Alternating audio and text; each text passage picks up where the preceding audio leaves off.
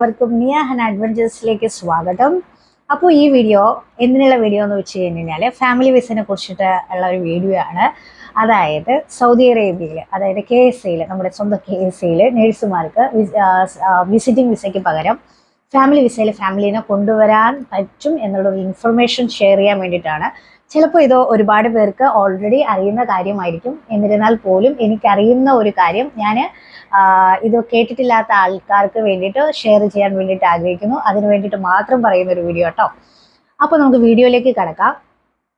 ആദ്യമായിട്ട് ഞാനും എൻ്റെ ഫാമിലിനെ സൗദി അറേബ്യയിലേക്ക് കൊണ്ടുവരുന്ന സമയത്ത് എനിക്കും ഫാമിലി വിസയെ കുറിച്ചിട്ട് അറിവുണ്ടായിട്ടില്ല.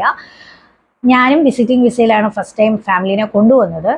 സോ എൻ്റെ ഒരു ഫ്രണ്ട് ഉണ്ടായിരുന്നു, പുള്ളിക്കാരി ഈജിപ്ഷ്യനാട്ടോ. അപ്പോൾ ആ പുള്ളിക്കാരി ത്രൂ ആണ് ഫാമിലി വിസ ഉണ്ട് എന്ന് നമ്മൾ മനസ്സിലാക്കി തുടങ്ങിയത്. കാരണം അവരുടെ വേറൊരു ഫ്രണ്ടിനെ വേറൊരു ഹോസ്പിറ്റലിൽ വെച്ച്, കാരണം ചില നിയമങ്ങൾ നമ്മൾ മനസ്സിലാക്കി വരാൻ വേണ്ടിയിട്ട് ടൈം എടുക്കും.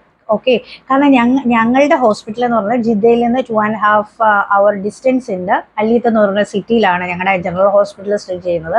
സോ ഞങ്ങളും ചില കാര്യങ്ങൾ അറിയാൻ വേണ്ടിയിട്ട് ലേറ്റ് ആവും. ചില കാര്യങ്ങൾ ചില ആൾക്കാർക്ക് അറിയാമായിരിക്കും, പക്ഷേ മറ്റുള്ളവർ പറഞ്ഞു വരുമ്പോൾ ഉള്ള ടൈമിംഗ് എല്ലാം അനുസരിച്ച് വെച്ചിട്ട് അറിയാതെ പോകുന്ന കാര്യങ്ങളായിരിക്കും. സോ ഈ പുള്ളിക്കാരി, അതായത് ഞാൻ ഓൾറെഡി മുമ്പൊരു വീഡിയോയിൽ പറഞ്ഞിട്ടുണ്ടായിരുന്നു, ഞാനൊരു HR കാര്യങ്ങളും കൈകാര്യം ചെയ്യുന്ന ഒരാളായതുകൊണ്ട്, അഡ്മിനിസ്ട്രേഷനിലെ ആളായതുകൊണ്ട് ആ പുള്ളിക്കാരുടെ പേപ്പർ വർക്കെല്ലാം കൈകാര്യം ചെയ്തതെല്ലാം ഞാനായിരുന്നു. അതിന് വേണ്ടിയിട്ടുള്ള പേപ്പർ വർക്ക്സ് എല്ലാം റെഡിയാക്കാൻ വേണ്ടിയിട്ട് ഹെൽപ്പ് ചെയ്തതെല്ലാം ഞാനായിരുന്നു. അതിന് ഉള്ള സൈനും കാര്യങ്ങളും റെഡിയാക്കി എല്ലാം കൊടുത്തതായതുകൊണ്ട് ഫസ്റ്റ് ടൈം നമ്മുടെ ഹോസ്പിറ്റലിൽ നിന്ന് ഒരാൾ ഫാമിലി വിസയിൽ ഫാമിലിനെ കൊണ്ടുവന്നത് പുള്ളിക്കാരി കേട്ടോ. അപ്പോൾ ഞാൻ വിചാരിച്ചു അവരുടെ എല്ലാം ക്ലിയർ ചെയ്തു, ബാക്കി ഞാൻ അവരുടെ ത്രൂ അപ്ഡേറ്റ് ചെയ്ത് എങ്ങനെയാണെന്നെല്ലാം മനസ്സിലാക്കിയിട്ട് ഞാനും അതിന് വേണ്ടിയിട്ട് ശ്രമിച്ചു. എൻ്റെ കൂടെ തന്നെ എൻ്റെ വേറൊരു ഫ്രണ്ടും, പുള്ളിക്കാരിയും ഫാമിലി വിസയിലാണ് പിന്നീട് ഫാമിലിനെ വിസിറ്റിംഗ് വിസയിൽ നിന്ന് മാറ്റിയിട്ട് ഫാമിലി വിസയിലേക്ക് മാറ്റിയത്. സോ നമുക്ക് ഫാമിലി വിസ എങ്ങനെ നേഴ്സുമാർക്ക് കിട്ടുന്നതെന്ന് നമുക്ക് പറയാം. ഓക്കെ, ആ മാറ്ററിലേക്ക് കടക്കാം. അപ്പോൾ ഫാമിലി വിസ നമുക്ക് വേണമെന്നുണ്ടെങ്കിൽ നമ്മുടെ സൈഡിൽ കുറച്ച് കാര്യങ്ങൾ ചെയ്യണം. ഓക്കെ, ഞാൻ ഈ ഫാമിലി വിസ ഉദ്ദേശിക്കുന്നത്, എനിക്ക് ബാക്കിയുള്ള ഫീൽഡിനെ കുറിച്ചിട്ടൊന്നും എനിക്കറിയില്ല.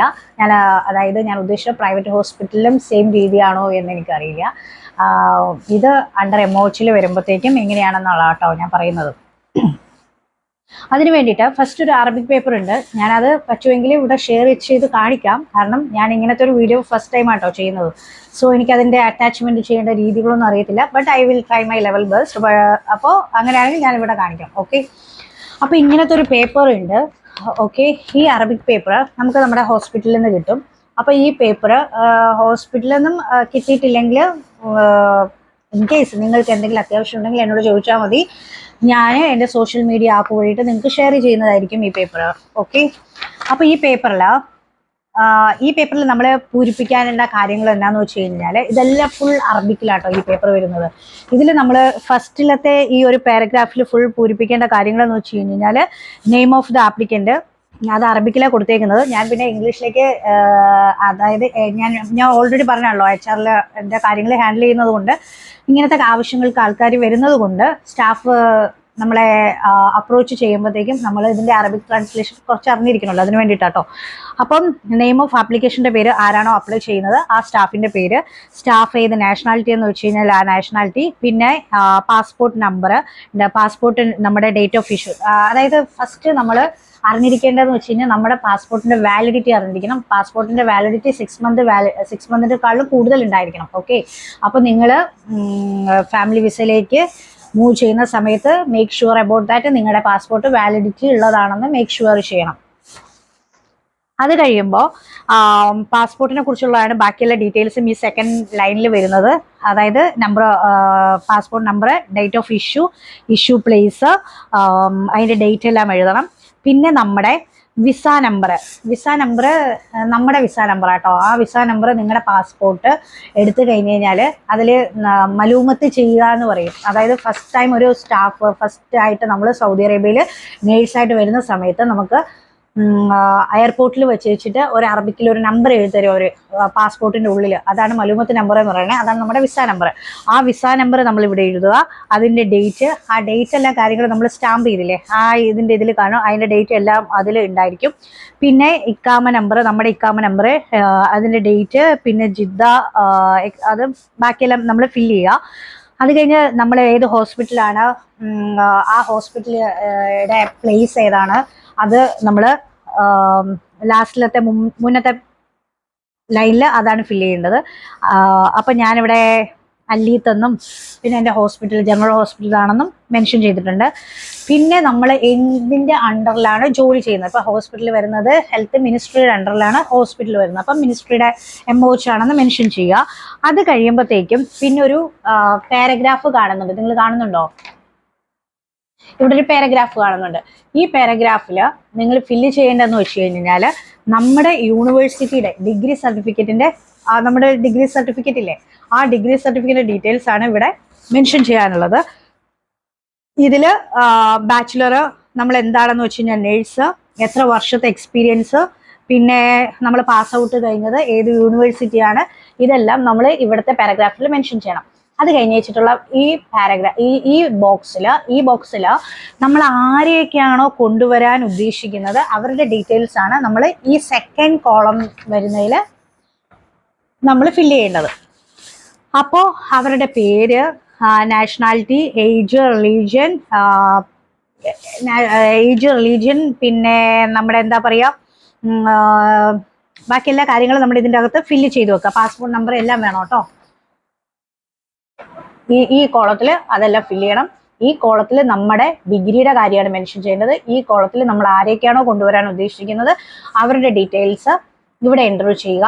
അത് കഴിയുമ്പോഴത്തേക്കും ഇവിടെ എന്ന് വെച്ച് കഴിഞ്ഞാൽ നമ്മുടെ പേര് പിന്നെ നമ്മുടെ സൈന്, നമ്മൾ ഡേറ്റ് എല്ലാം മെൻഷൻ ചെയ്യുക. അത് കഴിയുമ്പോഴും ഇവിടെ ഞാൻ എൻ്റെ സൈനിട്ട് എഴുതാം കേട്ടോ.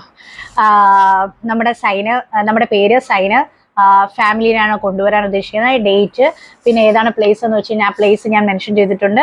പിന്നെ നമ്മുടെ ഇക്കാമ നമ്പർ ഇവിടെ മെൻഷൻ ചെയ്യണം. ഇവിടെ ഒരു ചെറിയ കോളം ഉണ്ട്, അവിടെ നമ്മൾ ഇക്കാമ നമ്പർ മെൻഷൻ ചെയ്യണം. ബാക്കി ഇത്രയും കാര്യങ്ങൾ നമ്മൾ ചെയ്ത് കഴിഞ്ഞ് കഴിഞ്ഞാൽ ബാക്കിയുള്ള കാര്യം എന്ന് വെച്ച് കഴിഞ്ഞാൽ ഈ പേപ്പർ നിങ്ങളുടെ HR കൊണ്ടുപോവുക. HR നിന്ന് അവരുടെ സൈനും സ്റ്റാമ്പും മേടിക്കുക.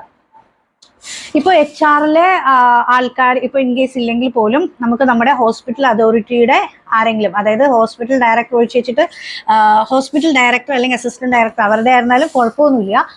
പക്ഷെ നമ്മുടെ സ്റ്റാമ്പ് മെയിൻ ആട്ടോ, MOHന്റെ സ്റ്റാമ്പ് മെയിൻ ആണ്. അത് നിങ്ങളുടെ ഹോസ്പിറ്റൽ അതോറിറ്റിയിൽ നിന്ന് മേടിക്കുക. HR നിന്ന് മേടിക്കുന്നതായിരിക്കും മെയിനായിട്ടും നല്ലത്. പക്ഷെ കുഴപ്പമൊന്നുമില്ല. കാരണം എന്ന് വെച്ച് കഴിഞ്ഞാൽ കുഴപ്പമില്ല എന്ന് ഞാൻ ഈ പറയുന്നത്.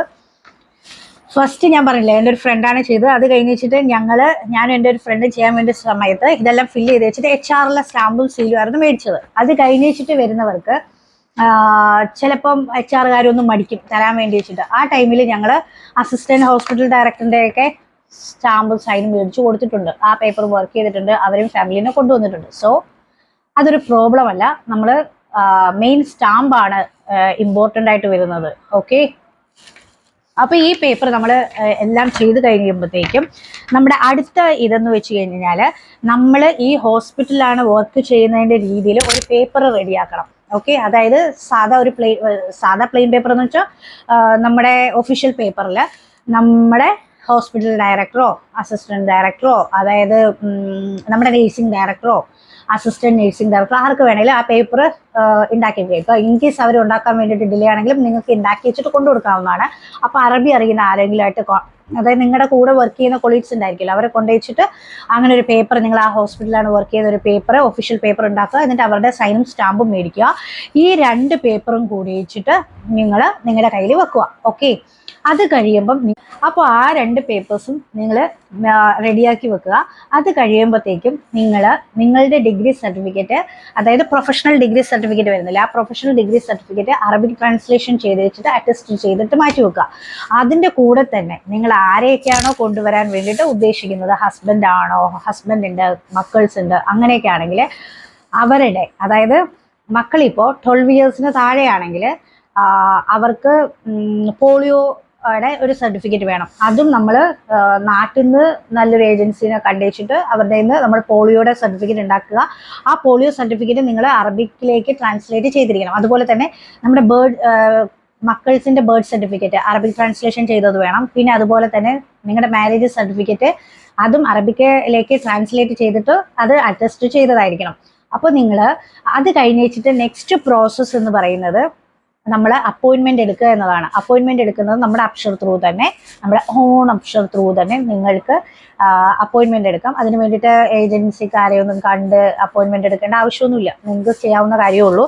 അതിൽ വേറെ എനിക്കത് വീഡിയോ ആയിട്ട് ഞാൻ പിന്നെ നിങ്ങൾക്ക് ആർക്കും അറിയില്ലെങ്കിൽ ഞാൻ പിന്നെ കാണിച്ചു തരാം. നിങ്ങളെ കമൻറ്റ് ചെയ്താൽ മതി. ഓക്കെ, അതിൽ എങ്ങനെയാന്ന് വെച്ച് കഴിഞ്ഞാൽ നമ്മൾ അക്ഷർ ഓപ്പൺ ചെയ്യുക. അതിൽ നമ്മുടെ അക്ഷർ ഓപ്പൺ ചെയ്ത് കഴിയുമ്പോഴത്തേക്കും അതിലൊരു അപ്പോയിൻമെൻറ്റ്, നമ്മളവിടെ സെർച്ച് ബാർ കാണത്തില്ലേ, ആ സെർച്ച് ബാറിൽ അപ്പോയിൻമെൻ്റ് എന്ന് കൊടുക്കുക. അപ്പോൾ അതിൽ നമുക്ക് ഓപ്ഷൻസ് വരും. അത് കഴിയുമ്പോഴത്തേക്കും അതിൽ അതായത് ഇലക്ട്രോണിക് സർവീസിൽ കയറുക, അതിൽ അപ്പോയിൻമെൻ്റ് എന്ന് ചെയ്യുക. അപ്പോയിൻമെൻറ്റ് ക്ലിക്ക് ചെയ്ത് കഴിയുമ്പോഴത്തേക്കും അതിൽ കുറേ ഓപ്ഷൻസ് ഇങ്ങനെ ആ ഒരു ബാറിൻ്റെ അകത്ത് വരും. ഓക്കെ, അതിലാണെങ്കിൽ എക്സ്പാട്രിയേറ്റ് അഫയേഴ്സ് എന്ന് പറഞ്ഞു വെച്ചിട്ടുണ്ട്. അത് ക്ലിക്ക് ചെയ്യുക. അതിലാണ് ബുക്ക് അപ്പോയിൻമെൻ്റ് ഉള്ളത്. അതിൽ ബുക്ക് അപ്പോയിൻമെൻറ്റ് ചൂസ് ചെയ്യുക. പിന്നെ ബുക്ക് ന്യൂ അപ്പോയിൻമെൻറ്റ് എടുക്കുക. അതിലെ സർവീസസിൽ കയറി വെച്ചിട്ട് നമ്മുടെ റീജിയനും അതെല്ലാം കൊടുക്കുക. അത് കഴിയുമ്പോൾ അതിലാണെങ്കിൽ നമ്മുടെ സർവീസസ് എന്ന് പറഞ്ഞു വെച്ചിട്ട് ഒരു ഓപ്ഷൻ ഉണ്ട്. അതിൽ ഫുള്ള് വരുന്ന അറബിക്കാട്ടോ. അപ്പോൾ അത് ആരെങ്കിലും കൊണ്ടുവച്ചിട്ട് വായിച്ച് വെച്ചിട്ട് ക്ലിക്ക് ചെയ്യിപ്പിക്കുക. അല്ലെങ്കിൽ അത് തേർഡ് ഇതാണ് നമ്മൾ ചൂസ് ചെയ്യേണ്ടത് ആക്ച്വലി. പിന്നെ നിങ്ങളുടെ റീജിയൻ എവിടെയാണെന്ന് വെച്ചാൽ മക്ക എങ്ങനെയാണെന്ന് വെച്ചാൽ അതിനനുസരിച്ചിട്ട് നിങ്ങൾ റീജിയൻ ചൂസ് ചെയ്യുക. അത് കഴിയുമ്പോഴത്തേക്ക് ഓട്ടോമാറ്റിക്കലി നെക്സ്റ്റ് പേജിലേക്ക് കടക്കുമ്പോഴത്തേക്ക് അവർ നമുക്ക് നമ്മുടെ റീജിയൻ അനുസരിച്ചിട്ട് അപ്പോയിൻമെൻറ്റ് ചെയ്ത് തരും. അപ്പോൾ എനിക്ക് ജിദ്ദയാണ് കിട്ടിയത്. അപ്പോൾ ജിദ്ദയിൽ ക്ലിക്ക് ചെയ്ത് കഴിയുമ്പോഴത്തേക്കും ഏതൊക്കെ ടൈമിലാണോ, ഏതൊക്കെ ദിവസം ഏതൊക്കെ ടൈമിലാണോ അപ്പോയിൻമെൻ്റ് ഉള്ളത് ആ ടൈമുകളെല്ലാം അത് കാണിക്കും. നമുക്ക് ഓക്കെ ആയിട്ടുള്ള ടൈം നമ്മൾ ചൂസ് ചെയ്യുക. ആ ടൈമിലേക്ക് നമ്മൾ അപ്പോയിൻമെൻ്റ് എടുക്കാം. ഇൻ കേസ് മേ ബി നിങ്ങൾക്ക് അപ്പോയിൻമെൻ്റ് എടുത്തേച്ചിട്ട് പോകാൻ സാധിച്ചില്ലെങ്കിൽ പോലും വറീഡ് ആവണ്ട. നിങ്ങൾക്ക് അപ്പോയിൻമെൻറ്റ് വീണ്ടും മാറ്റിയെടുക്കാവുന്നതാണ്. അതിൽ പ്രോബ്ലംസ് ഒന്നുമില്ല. പിന്നെ ഒരു ബിഫോർ 12 o'clock 12 ആ ടൈമിലൊക്കെ അപ്പോയിൻമെൻറ്റ് എടുക്കുന്നത് നല്ലതായിരിക്കും. ആദ്യത്തെ ഒരു തിരക്ക് കഴിഞ്ഞ് വെച്ചിട്ട് പിന്നെ ഇരിക്കുന്ന ടൈം ആയതുകൊണ്ട് ഭയങ്കര ഈസി ആയിരിക്കും. പക്ഷേ എന്തായിരുന്നാലും കുഴപ്പമൊന്നുമില്ല. നിങ്ങൾക്ക് ഇഷ്ടമുള്ള ടൈമിൽ നിങ്ങൾക്ക് ചൂസ് ചെയ്യാം, വേറെ ഒന്നുമില്ല. അപ്പോൾ ഈ അപ്പോയിൻമെൻ്റ് എല്ലാം എടുത്ത് കഴിഞ്ഞ് വെച്ചിട്ട് നിങ്ങൾ ആ ഓഫീസിലേക്ക് നമ്മൾ വിസ സർവീസിന് വേണ്ടിയിട്ട് നമ്മൾ പോവുകയാണ്. അപ്പോൾ അവിടെ പോകുമ്പോഴത്തേക്കും നമ്മൾ എന്തൊക്കെ കരുതേണ്ടതെന്ന് വെച്ച് കഴിഞ്ഞാൽ ഞാൻ ഓൾറെഡി പറഞ്ഞത് ആ ഒരു അറബിക് പേപ്പർ ഇല്ലേ, ഞാൻ കുറച്ച് മുമ്പ് കാണിച്ചു തന്ന ഈ അറബിക് പേപ്പറും പിന്നെ നമ്മുടെ ഹോസ്പിറ്റലിൽ നിന്ന് മേടിക്കുന്ന ആ ഒഫീഷ്യൽ പേപ്പറിൽ മേടിക്കുന്ന ആ ലെറ്ററും നമ്മുടെ കയ്യിലുണ്ടായിരിക്കണം. കൂടെ നമ്മുടെ ഡിഗ്രി സർട്ടിഫിക്കറ്റ് അറബിക് ട്രാൻസ്ലേറ്റ് ചെയ്തതും നമ്മുടെ marriage certificate Arabic translate attest ചെയ്തതും പിന്നെ നമുക്ക് ഇവരുടെ എല്ലാവരുടെയും ഡീറ്റെയിൽസ് ഉണ്ടായിരിക്കണം. ഡീറ്റെയിൽസ് എന്താണെന്ന് വെച്ച് കഴിഞ്ഞാൽ എല്ലാത്തിൻ്റെ കോപ്പി വേണം. ഹസ്ബൻഡിൻ്റെ പാസ്പോർട്ടിൻ്റെ കോപ്പി, മക്കൾസിൻ്റെ പാസ്പോർട്ടിൻ്റെ കോപ്പി, നമ്മുടെ പാസ്പോർട്ടിൻ്റെ കോപ്പി, ഇക്കാമയുടെ കോപ്പി, ഇതെല്ലാം ഉണ്ടായിരിക്കണം. പക്ഷെ അതിൻ്റെ കൂടെ തന്നെ നമ്മുടെ ഒറിജിനൽ നമ്മൾ കരുതണം. ഓക്കെ, അത് കഴിഞ്ഞ് വെച്ചിട്ട് ഇത്രയും ഉണ്ടായിരിക്കുക. അത് കഴിഞ്ഞ് വെച്ചിട്ട് നമ്മുടെ ഡേറ്റ ഫ്ലോ മസ്റ്റാട്ടോ. ഡേറ്റ ഫ്ലോ ചിലയിടത്ത് മസ്റ്റായിട്ട് ചോദിക്കുന്നുണ്ട്. സോ നമ്മുടെ ഡേറ്റ ഫ്ലോ നമ്മൾ കോപ്പി എടുത്ത് വെക്കേണ്ടതാണ്. പിന്നെ എല്ലാത്തിൻ്റെ കോപ്പി ഉണ്ടായിരിക്കുന്നത് നല്ലതാണ്. കാരണം നമുക്ക് അവിടെ നിന്ന് ഇടയ്ക്ക് അവർ കോപ്പി വേണമെന്ന് പറയുമ്പോൾ നമുക്ക് അവിടെ നിന്ന് എടുക്കാൻ വേണ്ടിയിട്ട് സ്ഥലങ്ങളൊന്നും ഞങ്ങൾ കണ്ടില്ല. സോ അപ്പോൾ എല്ലാം എടുത്തിട്ട് റെഡിയാക്കി പോകുമ്പോഴത്തേക്കും നിങ്ങൾക്കും നല്ലതാണ്. അത് കഴിയുമ്പോൾ നമ്മൾ ആ ഓഫീസിലേക്ക് ചെല്ലുന്നു. നമ്മുടെ കറക്റ്റ് ടൈമിൽ തന്നെ അവർ നമ്മളെ വിളിക്കും. ആ വിളിക്കലെല്ലാം കഴിഞ്ഞ് വെച്ചിട്ട് അവർ നമ്മുടെ അടുത്ത് ചില സമയത്ത് ചില സ്റ്റാഫിൻ്റെ അടുത്ത് ഞങ്ങൾക്ക് മുമ്പ് ഉണ്ടായിരുന്ന ആൾക്കാരുടെ അടുത്ത് അവർ ഒറിജിനൽ സർട്ടിഫിക്കറ്റ് ചോദിച്ചിട്ടുണ്ടായിരുന്നു. പക്ഷേ അൺഫോർച്ചുനേറ്റ്ലി എൻ്റെ സർട്ടിഫിക്കറ്റ് നാട്ടിലായിരുന്നു. ഞാനത് ക്കാൻ വേണ്ടിയിട്ടെല്ലാം കൊടുത്തു. പക്ഷേ ഞാൻ ആ സമയത്ത് എൻ്റെ അടുത്ത് കൈപ്പറ്റിയിട്ടുണ്ടായിരുന്നില്ല, കൊറിയർ അയച്ചിട്ട് കിട്ടിയിട്ടുണ്ടായിരുന്നില്ല. പക്ഷേ എന്തായിരുന്നാലും ഓക്കെ പോവാലോ എന്ന് വിചാരിച്ചിട്ടാണ് ഞാനും ഫ്രണ്ടും പോയത്. പക്ഷെ ഞങ്ങളുടെ അടുത്ത് ഒറിജിനൽ ചോദിച്ചിട്ടുണ്ടായില്ല. സോ ചില സമയത്ത് ചോദിക്കും, ചില സമയത്ത് ചോദിക്കില്ല. അത് അവരുടെ മൂഡനുസരിച്ചിട്ടായിരിക്കും. അപ്പോൾ നമ്മളങ്ങനെ നമ്മുടെ ലക്കും ബാഡ് ലക്കും നോക്കേണ്ട ആവശ്യമില്ല. നമ്മൾ നമ്മുടെ ഒറിജിനൽ എല്ലാം കയ്യിൽ കരുതുക. അതിനുശേഷം അവർ നമ്മളവിടെ ചെന്ന് കഴിയുമ്പം നമ്മളെടുത്ത് ഈ അപ്പോയിൻമെൻറ്റിൻ്റെ ലെറ്ററും എല്ലാം നമ്മൾ ഫസ്റ്റ് റിസപ്ഷനിൽ തന്നെ കാണിക്കണം കേട്ടോ. അത് കഴിഞ്ഞിട്ട് അവർ നമുക്കൊരു നമ്പർ തരും. ആ നമ്പറുമായിട്ട് നമ്മൾ വെയിറ്റ് ചെയ്യുക. ആ നമ്പർ വിളിക്കുമ്പോൾ നമ്മൾ അവരുടെ അടുത്തേക്ക് പോവുക. പോയി കഴിയുമ്പോഴത്തേക്കും അവർ നമ്മളുടെ ഡീറ്റെയിൽസ് എഴുതിയ ഈ പേപ്പേഴ്സ് ഇല്ലേ, ഇല്ലേ, അറബിക് പേപ്പർ, ആ അറബിക് പേപ്പർ കാണിക്കും. അപ്പം അതിനനുസരിച്ച് നമ്മുടെ ഡിഗ്രി സർട്ടിഫിക്കറ്റിൻ്റെ ഇത് ചോദിക്കും, ഡേറ്റ ഫ്ലോ ചോദിക്കും. പിന്നെ നമ്മുടെ സ്റ്റിൽ വർക്കിംഗ് സർട്ടിഫിക്കറ്റ്, അത് നമ്മുടെ 3000 നിന്ന് എടുക്കാവുന്നതാണ്. സ്റ്റിൽ വർക്കിംഗ് സർട്ടിഫിക്കറ്റ് നിങ്ങൾ കയ്യിൽ കരുതണം. സാലറി ഐഡന്റിഫിക്കേഷൻ ലെറ്റർ കരുതണം. കാരണം നമ്മുടെ എത്ര സാലറിയാണ് നമുക്ക് ബേസിക് ഉള്ളതെന്ന് അവർക്ക് അറിയാൻ വേണ്ടിയിട്ട് സാലറി സർട്ടിഫിക്കറ്റും സ്റ്റിൽ വർക്കിംഗ് സർട്ടിഫിക്കറ്റും നിങ്ങൾ കരുതുക. പിന്നെ അത് കഴിയുമ്പോൾ അവർ നമ്മുടെ സാലറി സർട്ടിഫിക്കറ്റ് ചോദിക്കും. സാലറി സർട്ടിഫിക്കറ്റ് അത് കഴിഞ്ഞ് വെച്ചിട്ട് നമ്മുടെ ഡിഗ്രിയുടേത്, പിന്നെ നമ്മുടെ ഇക്കാമയുടെ കോപ്പി, പാസ്പോർട്ട് കോപ്പി, പിള്ളേരുടേതും ഹസ്ബൻഡതും എല്ലാവരുടേതും കൊടുക്കുക. കൊടുത്തു കഴിയുമ്പോഴത്തേക്കും ഷടാന്ന് പറയുന്നത് പോലെ ഒരു പേപ്പർ, അതായത് നമ്മൾ ഈ ബില്ലൊക്കെ വരത്തില്ലേ, ഒരു എന്താ പറയുക, 2-3 പേപ്പറൊക്കെ അയച്ചിട്ട് പ്രിന്റ് ആയിട്ട് വരില്ലേ, അതേ കൂട്ടൊരു പേപ്പർ തരും. അതിലൊരു യെല്ലോ കളർ പേപ്പർ നമുക്ക് തരും. ആ പേപ്പറാണ് നമ്മുടെ ഇവിടെ നിന്ന് ഫാമിലി വിസ അപ്രൂവ് ആയതിൻ്റെ പേപ്പർ. അത്രയാവുമ്പോൾ നമ്മുടെ ഫാമിലി വിസയുടെ കാര്യങ്ങളെല്ലാം കഴിഞ്ഞ് വേറെ ഒരു കാര്യങ്ങളും ചെയ്യാനില്ല. ഇത് പെട്ടെന്ന് കഴിയുന്ന ഒരു കാര്യമാണ്. ആ ഒരു വിത്തിൻ 10 മിനിറ്റ്സിനുള്ള പേപ്പേഴ്സ് എല്ലാം റെഡി ആണെങ്കിൽ നമ്മൾ പാനിക്കൊന്നും അല്ല, നമ്മളെല്ലാം മേക്ക് ഷുവർ ആണെങ്കിൽ നമുക്ക് അന്നേരം തന്നെ കിട്ടും. ആ പേപ്പേഴ്സ് എല്ലാം റെഡിയാക്കി അതിൻ്റെ ഒരു ഫോട്ടോ എടുത്ത് വെക്കുക. പിന്നെ മെയിനായിട്ട് എനിക്ക് പറയേണ്ടത്, ഞാൻ പറഞ്ഞല്ലോ, ഒരു യെല്ലോ കളർ പേപ്പറാണ്, ഭയങ്കര തിൻ പേപ്പറാണ്. ആ പേപ്പർ നമ്മൾ നന്നായിട്ട് ടേക്ക് കെയർ ചെയ്യണം. കാരണം എന്ന് വെച്ച് കഴിഞ്ഞാൽ നമ്പറൊന്നും മാഞ്ഞു പോകാൻ പാടില്ല.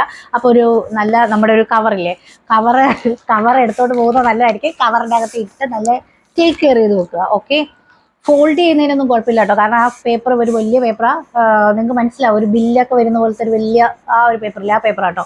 അപ്പോൾ അത് ഫോൾഡ് ചെയ്ത് വെക്കുന്നതിനും കുഴപ്പമൊന്നുമില്ല. പിന്നെ നിങ്ങളുടെ ഇതിന് വേണ്ടി വെച്ചിട്ട് സ്കാനറിലൊന്ന് സ്കാൻ ചെയ്ത് വെച്ചിട്ട് വെച്ചേക്കുക നമ്മുടെ കയ്യിൽ. അത് കഴിഞ്ഞ് വെച്ചിട്ട് നമ്മൾ ആ സ്കാൻ ചെയ്ത കോപ്പി നാട്ടിലോട്ട് അയച്ചു കൊടുത്താൽ മതി. അത് വെച്ചിട്ട് നാട്ടിലുള്ളവർക്ക് പ്രോസസ്സിങ് ചെയ്യാവുന്നതാണ് ഫാമിലി വിസയുടെ കാര്യങ്ങൾ. അതിൽ വേറെ കുഴപ്പമൊന്നുമില്ല. ഈ ഒറിജിനൽ തന്നെ വേണമെന്ന് നിർബന്ധമൊന്നുമില്ല. പിന്നെ നമ്മൾ ഈ സ്കാൻ ചെയ്ത് കഴിയുമ്പോഴത്തേക്കും അതൊരു യെല്ലോ കളർ പേപ്പറാണ് ഞാൻ ഓൾറെഡി പറഞ്ഞു. പക്ഷെ അത് സ്കാൻ ചെയ്ത് കാണുമ്പോഴത്തേക്കും അതിൽ വരുന്നത് ഒരു വൈറ്റ് ബാക്ക്ഗ്രൗണ്ട് ആട്ടോ കാണുന്നത്. അപ്പോൾ അതിൽ എഴുതിയിരിക്കുന്ന ലെറ്റേഴ്സ് ഒന്നും കറക്റ്റ് ക്ലിയർ ആയിട്ട് കാണത്തില്ല. അപ്പോൾ ആരെങ്കിലും ആ ടൈമിൽ വെക്കേഷൻ പോകുന്നുണ്ടെങ്കിൽ നിങ്ങൾക്ക് നാട്ടിലേക്ക് പേപ്പർ കൊടുത്തു വിടാവുന്നതാണ്. അല്ലെങ്കിൽ ചില ഇതിന് കുഴപ്പമൊന്നുമില്ല, അത് വെച്ചിട്ട് തന്നെ ചെയ്യാവുന്നതാണ്. പിന്നെ അത് കഴിയുമ്പം സാധാ നമ്മൾ വിസിറ്റിംഗ് വിസയ്ക്ക് കയറി വരുന്ന സമയത്ത് ചെയ്യുന്ന പ്രോസസ്സിങ് തന്നെയാണ് നാട്ടിൽ നമ്മൾ ചെയ്യുന്നത്. അതായത് നമ്മൾ ഏതെങ്കിലും ഏജൻസി ആയിട്ട് കാണുക. അവർ നമുക്ക് ഇപ്പോൾ എനിക്ക് പിള്ളേരുള്ളത് കൊണ്ട് പോളിയോയുടെ സർട്ടിഫിക്കറ്റ് ഉണ്ടാക്കണമായിരുന്നു. കാരണം അവർ 12 ഇയേഴ്സിന് താഴെ ആയതുകൊണ്ട്, ചെറിയ പിള്ളേരായതുകൊണ്ട്. പിന്നെ ഹസ്ബൻഡിന് മെഡിക്കൽ ചെയ്യാനുണ്ട്. മെഡിക്കലിൻ്റെത് നമ്മൾ അവർ തന്നെ ഏജൻസിക്കാർ തന്നെ ഏതെങ്കിലും ഒരു ലാബ് ആക്കി തരും. ആ ലാബിൽ പോയി വെച്ചിട്ട് നമ്മൾ മെഡിക്കൽ ചെയ്യുക. മെഡിക്കലിൻ്റെ റിസൾട്ടും പെട്ടെന്ന് തന്നെ വരും കേട്ടോ, വിത്തിൻ 2-3 ഡേയ്സിനുള്ളിൽ വരും. പിന്നെ മെയിൻ ഇമ്പോർട്ടൻറ്റ് തിങ്, നിങ്ങൾ മെഡിക്കലിൻ്റെ, അതായത് VFSലേക്ക് പോകണമല്ലോ. ഈ മെഡിക്കലും പിള്ളേരുടെ പോളിയോടെ എല്ലാം കിട്ടിക്കഴിയുമ്പോൾ നമ്മൾ സെയിം ലൈക്ക് വിസിറ്റിംഗ് വിസയിൽ ചെയ്യുന്ന പോലെ VFSൽ നമ്മൾ പോകേണ്ട ആവശ്യമുണ്ട്.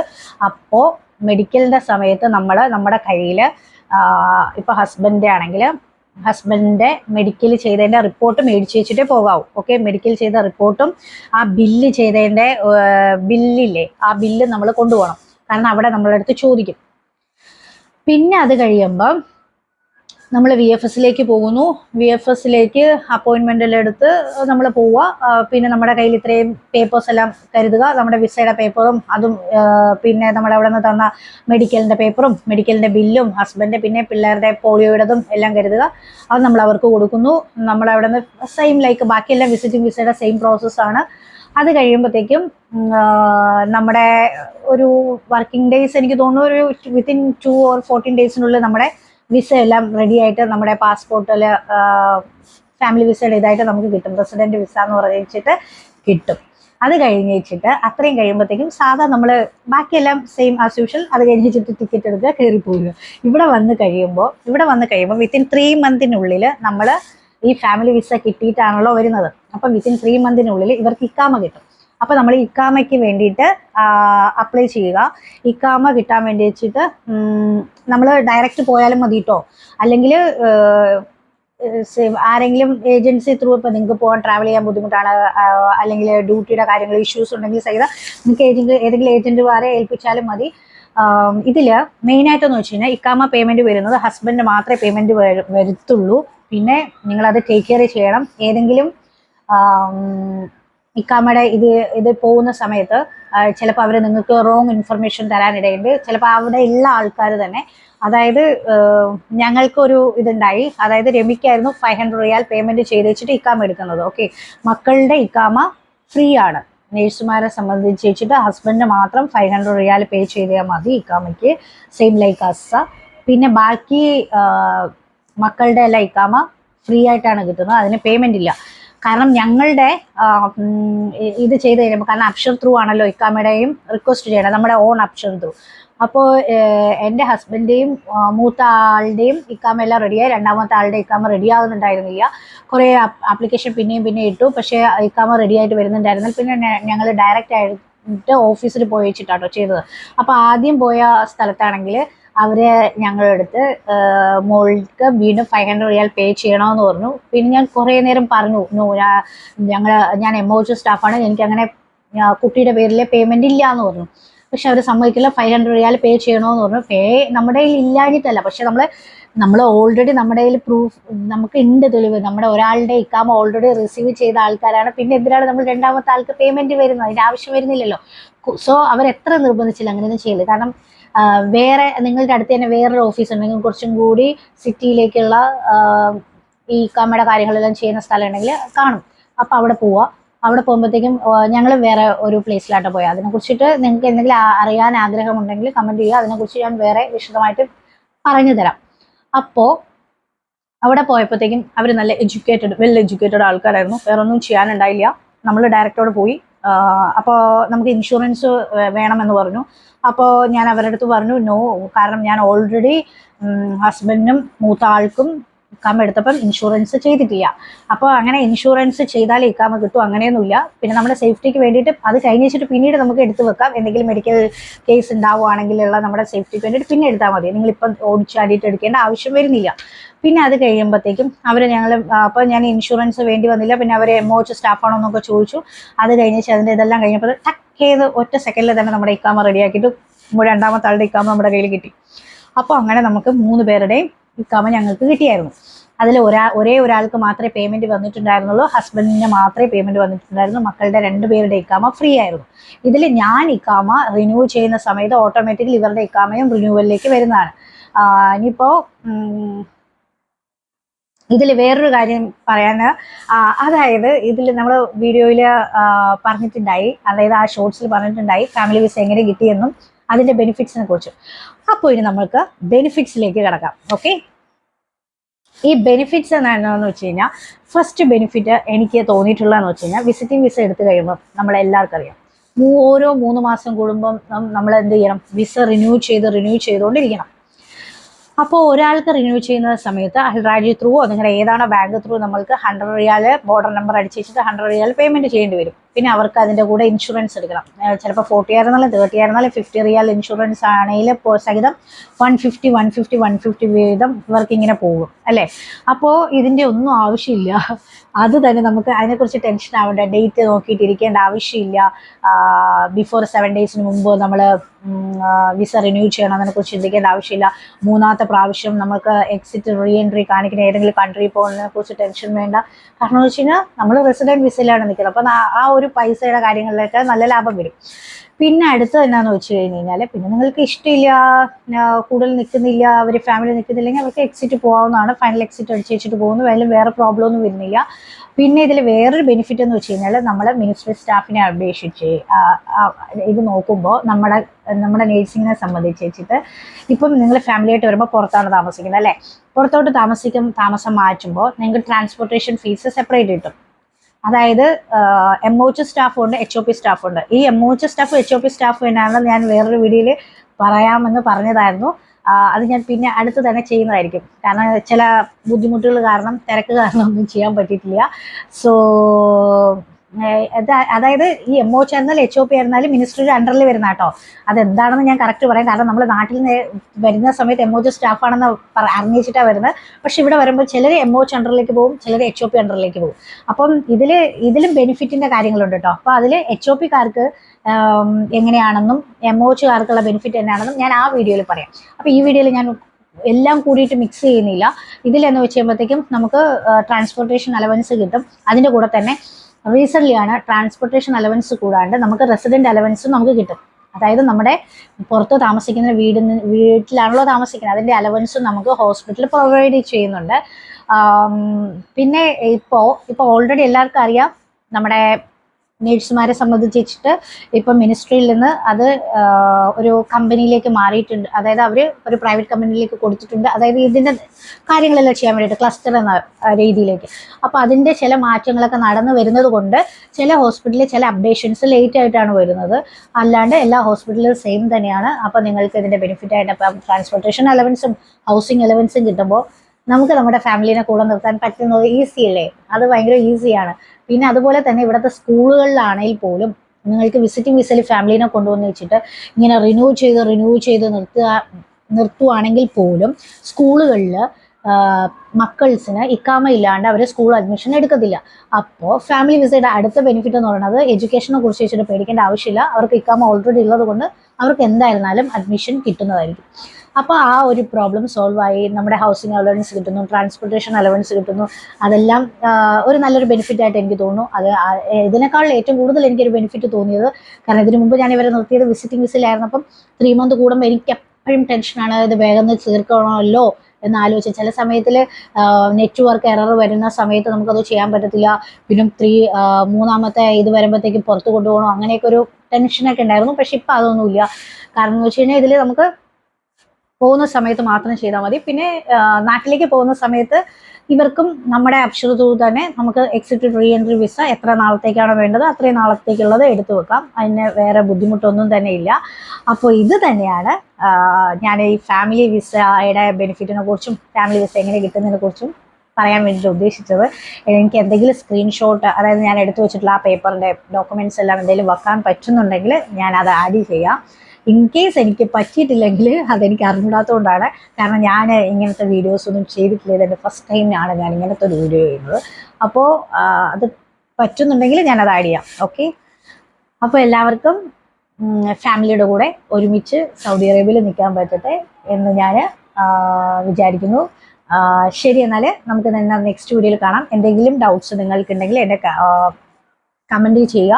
അതിനനുസരിച്ചുള്ള റിപ്ലൈ ഞാൻ തരുന്നതായിരിക്കും. പിന്നെ എന്നെക്കൊണ്ട് അറിയാവുന്ന കാര്യങ്ങൾ ഞാൻ നിങ്ങളുമായിട്ട് എപ്പോഴും ഷെയർ ചെയ്യുന്നതായിരിക്കും.